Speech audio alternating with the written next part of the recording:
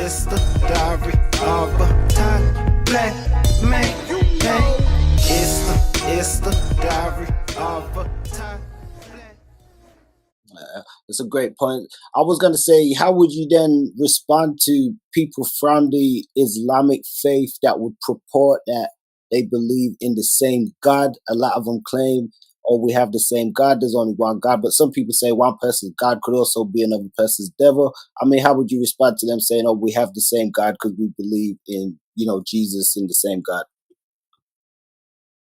All right, then. So now, when they say they have the same God, this is what I would do. I would take them to the laws of God in the Bible and say, does your God, my God says, I can't bow down to a rock, but your God says you can. Clearly, we don't have the same God. Yeah. My God's against idol worship. Your God is not. My God says, I can't eat camels. Your God says you can. That's right. My God says, I can't rape and be a child molester. Your God says you can.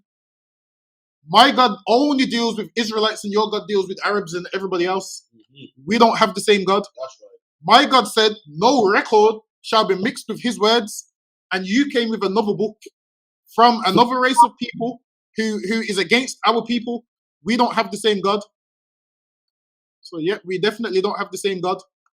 Even when you read their books, it's completely different to ours. What Muhammad tried to do was he tried to win over the Jews, so he put a lot of what's in our records in his book.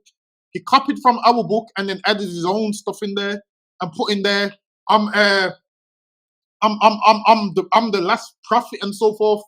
Listen, man, their records have nothing to do with ours, so we don't have the same God. Our records predate yours. That's right. And what your record says has nothing on our records. There's not one prophecy in the Quran, man. Yeah, I don't believe he prophesied. I don't believe he prophesied anything. Exactly. He said he split the moon in two. Well, show me. He said he split the moon in two. Also, what else did he say? He goes that what did he say? In the last days, there's gonna be tall buildings and something that flies. well, which they say he prophesied that planes is gonna exist.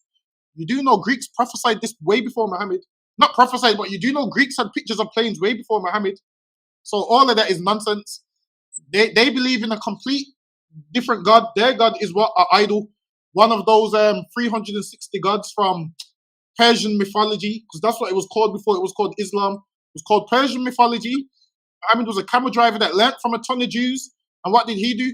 So these people are so smart.